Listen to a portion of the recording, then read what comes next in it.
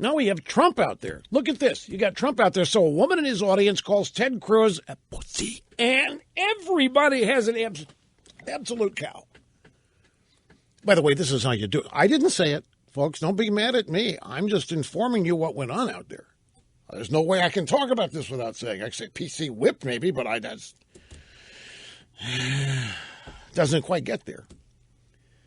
But in the meantime, look at all of the outrage. Look at all the feigned outrage. Look at, oh my God, what's happening to our politics? Oh Lord, you believe something this just is so coarse? Ooh. Yeah. Meanwhile, in the White House, we had Bill Clinton having sex with interns under the desk in the study with who knows whoever accused of rape, and the lib said, hey, it's between him and his wife. Hey, none of our business. Hey, it didn't affect the way he governed, the way he did his job. Hey, it's sex. It's none of your business. I'm telling you, that's what happened in the feminazi movement. They corrupted themselves way back in the 90s. That's why they are a joke today. And they're always going to be a joke. You realize a number of people, leftists and liberals, who, whether they know it or not, have actually corrupted themselves and done great damage by defending Clinton and Hillary back in those days, and it's all coming back to bite them now. So there's all this selective outrage. But let's go to the audio soundbites. This is what all happened. It's in Manchester during a campaign event. And I'll just say, it's the way I always do this, if the usage of this word in this context is something you'd rather not hear, and if your young children are listening and you don't think they've heard the word, I guarantee you they have. But you may not want to. I'll give you 5 seconds to turn the radio volume down. Don't turn it off. Don't tune to another station. That would ruin your day. Just turn the volume down. Leave it down for a couple minutes. I hope to be through with this in about 3 minutes, and then come back. And that way, you've been warned. If you hang in and what follows offends you, then you can't complain to me, because I gave you ample time to extricate yourself from this. So here comes the countdown. 5, 4, 3, 2, 1. Okay, theoretically, the only people listening are those who will not be offended by what comes next. Donald Trump, Manchester, New Hampshire, campaign event, speaking about Ted Cruz, interrupted by a woman in the audience. They asked Ted Cruz, serious question, well, what do you think of waterboarding? Is it okay? And honestly, I thought he'd say absolutely, and he didn't. He said, well, he's concerned about the answer, because some people, she just said a terrible thing. You know what she said? Shout it out, because I don't want to. Okay, you're not allowed to say, and I never expect to hear that from you again. She said, I never expect to hear that from you again. She said he's a pussy. That's terrible. Terrible.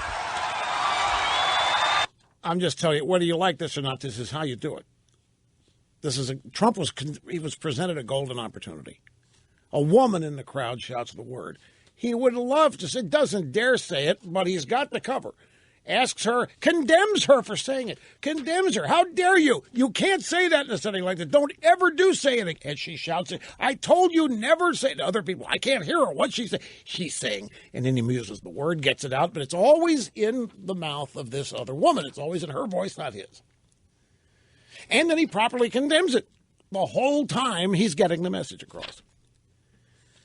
Do you think, is there anybody else in this case, if same circumstance happened, that they would handle it this way? I don't think there's a one. I really don't think there's a one. Now, we're not including Democrats in this. With Clinton, if this had happened, Clinton had been bolted from the stage, and he'd been down there trying to meet the woman shouting the word. Clinton would have abandoned the stage, abandoned the event, and gone down and put his arm around this woman and asked her what she meant. But I don't know anybody else who would try to turn this around the way Trump did. And it's just,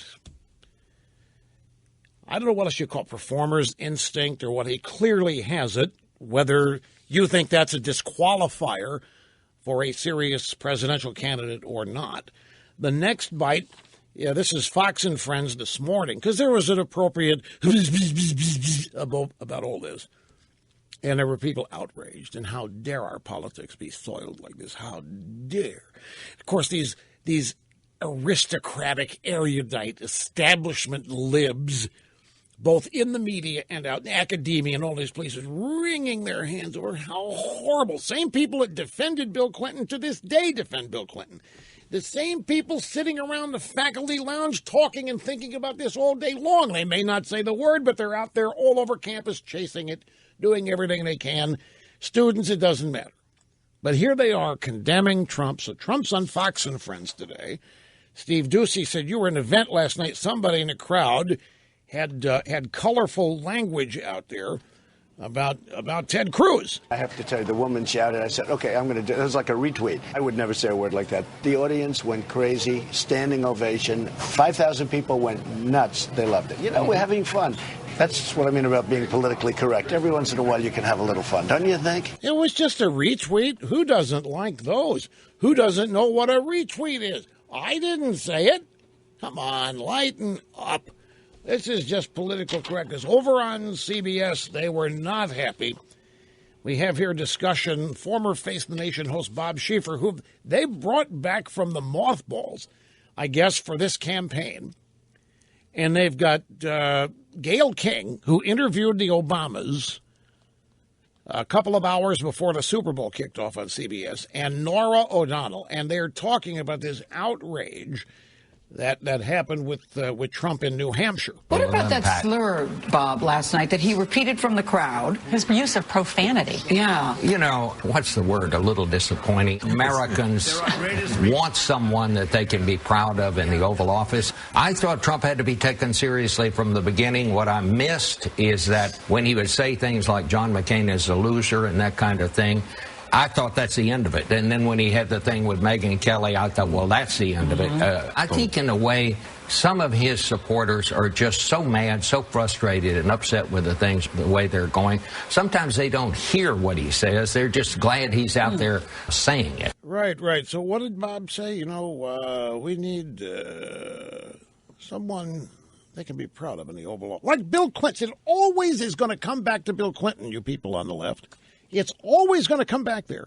You can talk about somebody saying a word, but let's not forget, you want to get all exercise, and this is so denigrating to the office, and yet what Clinton did, you celebrate it. It's not as though you even try to sweep it under the rug. You celebrate it. You try to throw that in our faces every chance you get.